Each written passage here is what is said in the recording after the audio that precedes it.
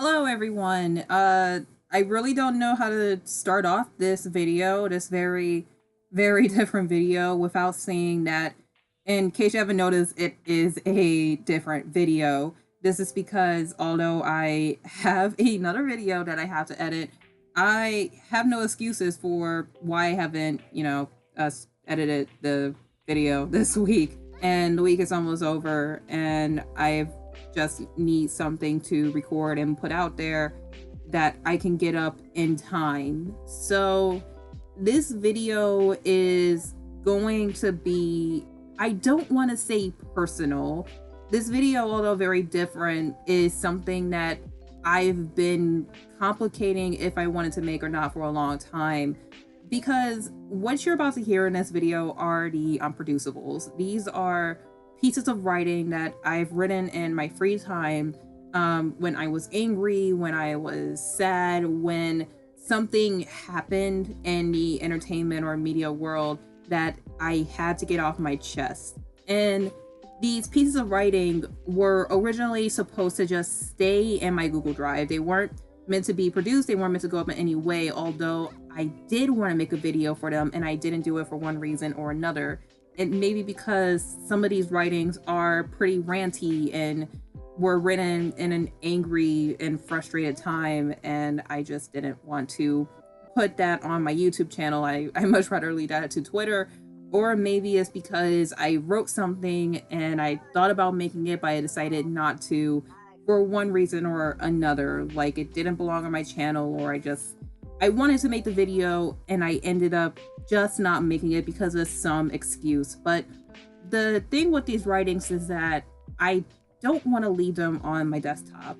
I do want to make a video to these, but I don't know when or how, and I just don't think I can. So I think the best way for me to just stop thinking about them, to just get them out there, is just by recording them and compiling them and uploading them. And that's exactly what you are about to hear.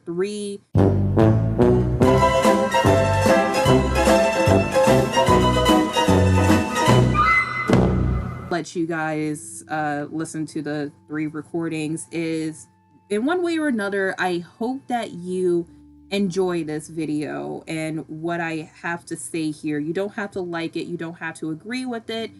I just kind of want you to enjoy listening to the sound of my voice in podcast form, just hearing my thoughts. So, oh god, I guess when you put it that way, this is kind of personal.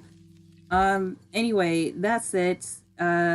Maybe I'll do this again. Maybe I'll make the video out of one of these if the reception is good enough. But until then, I have nothing else to say other than, ladies and gentlemen, please enjoy the Unproducibles. On Friday, July 20th, during a panel at San Diego Comic-Con, an entire fandom was shook over a long-awaited piece of information, 7 seasons incoming. Takashi Shirogane is gay as fuck. And for not 1 or 2, but 3 days, this rowdy fandom was united over the reveal of a single character's sexuality, with discussion and fan art coming in droves. DreamWorks and Netflix's original series, Voltron Legendary Defender, definitely isn't the first TV show to have a gay main character, but when my friend and co-host on my bi-weekly podcast, Two Dorks Talk, Emma, told me to check the Voltron Twitter, I couldn't help but feel a swell of pride and accomplishment while screaming, "Who the fuck is Adam?" Not because Takashi Shirogane is gay as fuck, but because at long last, this was the first well-written gay character I've seen in a long time. Diversity and representation in media is a topic I haven't cared about in years. As a child, I never grew up caring about how there weren't that many black characters in the TV shows and movies that I watched. As a teen, I never felt for there to be a need for more diversity of race, gender, and sexuality. My forms of entertainment never treated me like a victim or said that I was because of my skin color or where I was born. I wasn't some poor black kid from Detroit who needed more black people on TV and at cinema. I was your average angry kid who was bullied for my height, my body, and my personality, and needed an outlet for that pain and anger through entertainment. My childhood hero was Wonder Woman because she was my strength. She was strong, compassionate, clever, and beautiful. Things that I aspired to be when I grew up and still hope to be to this day. But most importantly, she was an Amazon, their warrior, and their princess, which meant that she was taller than your average female, like I was and still am at the time. She was a person who made me accept and love my height to the point that I'm still kind of steamed I never hit 6'0". My hero was also Darth Vader because he was one of the coolest bad guys I've seen besides the Joker. Seeing him choke the shit out of those who disobeyed him gave me the revenge fantasy I needed when I was most enraged. Cyborg from Teen Titans was my favorite member of the team, not because he was black, but because he has some of the most powerful messages in the series that my young 7-year-old brain could understand at the time. He taught me about disability and moving on from pain better than any PBS program or the failed American school system ever could. I wish I was as smart and rich as Bruce Wayne and Tony Stark. I wish I was as chaotic as the Joker. I wish I had magic powers like Harry Potter or Shazam. I wish I could fly around and save the world like the Powerpuff Girls and Superman. Fuck, I even wish I had a big sister like Barbie. What I'm trying to say is, what made me love these characters as a sad, angry kid and a broke, cynical adult wasn't their race and gender. It was how they were well-written and developed characters with traits and personalities that made me idolize them. My heroes were fictional billionaires, princesses, villains, politicians, and alien robot cars, not janitors or the forgettable black friend that was there to meet a diversity quota. We don't remember those diversity characters for a reason, because they were only written by appearance. They were the disabled character in a wheelchair or the black best friend. They had no noteworthy traits, no relatable personality, no character. I don't remember the black kid from the old Peanuts cartoons. I remember Peppermint Patty because she was a tomboy like me who also probably grew up to be a lesbian. The reason why I wasn't excited for Cartoon Network's Craig of the Creek and was bored out of my mind when I saw half an episode was because it had no substance. It was a boring diversity show with the same art style as other shows on the network. It has still writing with lessons of TV shows past that only 90s kids will remember. It's a dull, unnecessary cartoon that was made because somebody forgot that the Proud Family exists and was much better. And the same can be said for all of those gay supporting characters from forgotten 90s sitcoms. Those characters who were mainly used for comic relief but were also very rude, loud, and mean. And the actual good gay or transgender characters will soon be written off and likely to die as some hate crime. Being gay was all they had, but what made them even more terrible characters was because they had traits and personalities that made them an unlikable person. And unfortunately, many creators have not learned from the mistakes of the past. Thanks to creators who only care about their agenda, we are getting more and more god-awful characters who only exist to reach that decade-old quota and make it worse than before.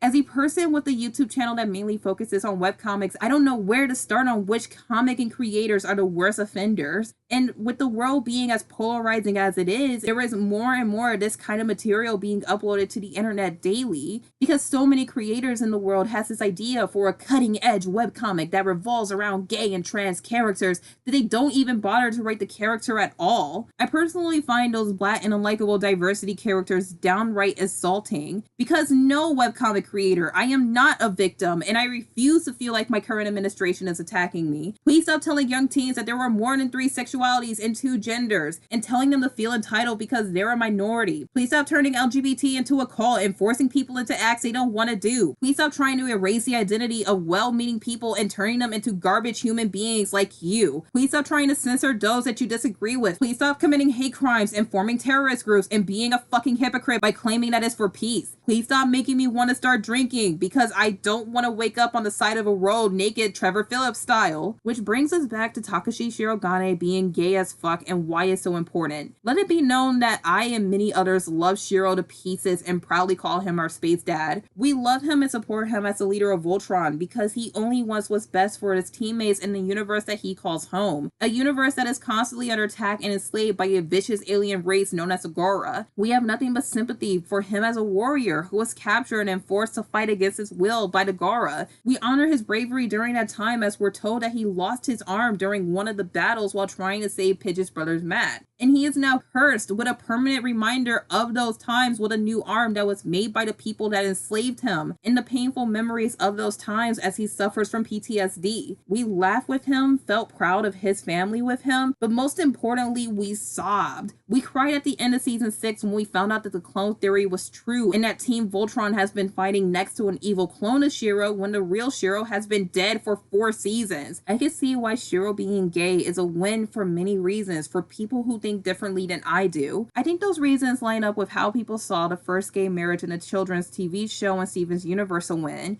or Korosami, or the gay background couple in Gravity Falls and The Loud House, but I don't see those wins being as big as Shiro's, partly because I see those less as wins for representation and more for the fandom these wins came from, because I feel as though, like Shiro, it's fandom who cares about these wins the most. But I see Shiro being a bigger win because of the time we spent with him. We've known Shiro for 6 seasons, and he's one of the main characters of Voltron, and because of that time we spent with him, many won't see him as the average gay one because he's written to be more than that. He's not written around his sexuality as so many current day writers tend to do and wonder why they get hate for doing so. Writers who are so unprofessional that they gain bad reputation by calling their audiences homophobic and refuse to realize their errors because apparently they're right because they're the professional. I'll never remember Shiro for being gay. I remember him for the time he had to step in and calm Pidge down during one of her more irrational and desperate moments to find her family, reassuring her that they will find Sam and Matt, but for now the mission was more important and would possibly give her a clue to where they were when it was complete. I remember him for how desperate Keith was to rescue him in season 1 of the show, and the hug he gave Matt was seeing him again in season 4, telling us about how kind and compassionate of a person he is. I remember for how he fought for survival while he was trapped in space. I remember the disappointed space dad memes, the meta jokes about him for the writers, how much of a dork he is for wanting to be a paladin and wanting to be a paladin again, and my favorite joke in the show about what a laser gun sounds like. But I shall only remember his sexuality for the blissful 3 days of this hellish fandom being united in new art, fix, and discussion and celebration. And I'll also remember it for how half of all of my gay Shiro ships are now technically canon, because Keith is Shiro's husband, Lance his former boyfriend, Matt his shoulder to cry on, and Lotor his fuck buddy, and they have rough hate threesomes and foursomes. Don't at me for I am the dreaded multi-shipper. What I'm trying to say and get off my chest in this piece is this: let Takashi Shirogane being gay as fuck be a lesson in good writing.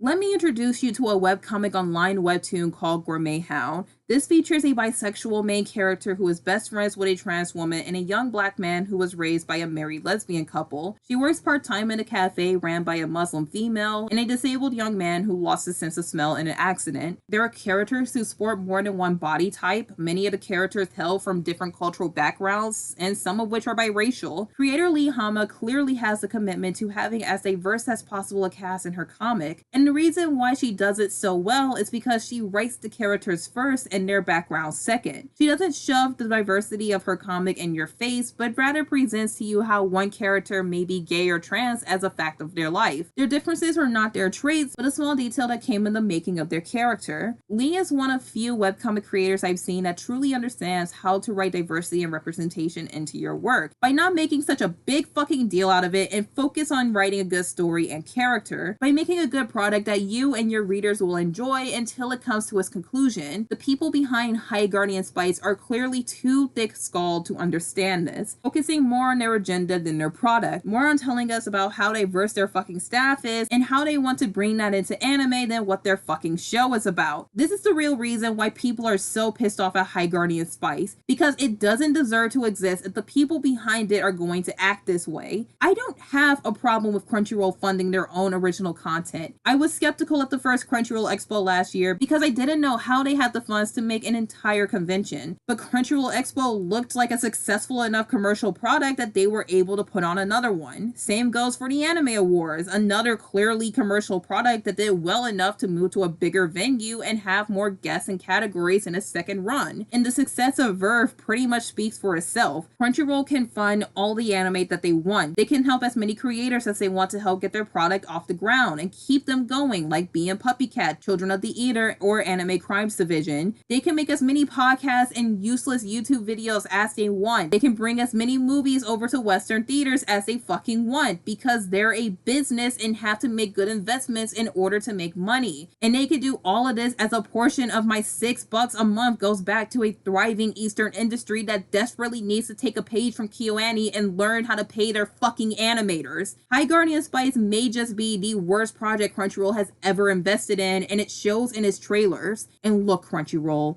I get it. I understand that you're located in the third biggest liberal hellhole in America, and many of your staff may or may not have left-leaning views. And due to your location, I'm not surprised if you fund people who share those views. But you should have been smart enough to tell those people to scrap this trailer due to the backlash it would get. And no, Crunchyroll, this isn't because you and the people that you funded clearly don't know how unpopular third-wave feminism and social justice warriors are, but because it is incredibly stupid to produce a trailer for an anime and not show off the fucking anime. It's okay to show off the staff and have them briefly talk about their passion for the show, but the show should be the main focus of the video, meaning the staff should be a separate video altogether, which this trailer is not. And the reason why I'm so pissed at this is because I've already had one of my homes corrupted by alt-left politics. Over the years, the world of professional comics have become a cesspool of alt-left propaganda, from once respected publishers like Dark Horse to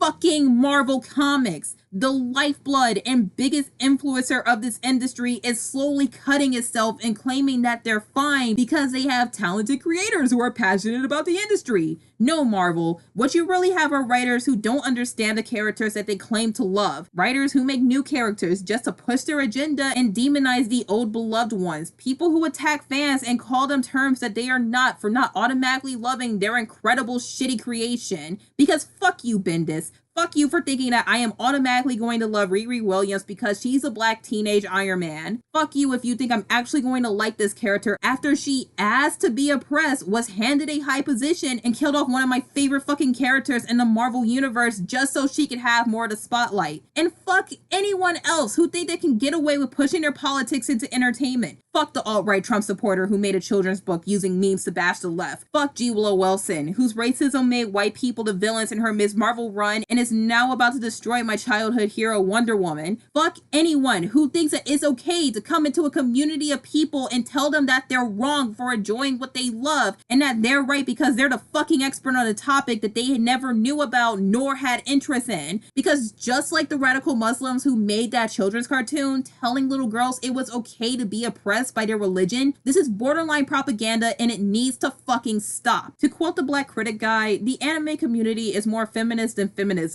because we are welcoming and accepting of newcomers in our own little slice of the internet. We don't judge people based on their background, their race, their sexuality, or their gender. We base them on their character, and we only have stupid fights over which anime is better and the fucking useless sub versus dub debate. But in the end, we are a strong and proud community of people who does not need to be fucking told that we are not fucking accepting enough and that anime is broken and politics is the solution. We do not need to be told this because that is total and complete bullshit coming from people who doesn't fucking understand us and only has the intention of feeding us their new form of propaganda. And if High Guardian Spice turns out to be a somewhat decent show, not the Little Witch Steven's Universe knockoff that it appears to be, then fine. Hopefully the majority of us will be able to shut the fuck up and write off this trailer as a bad case of marketing. But until then, I want to quote Digibro and leave off telling Crunchyroll to shut the fuck up and give me my fucking anime.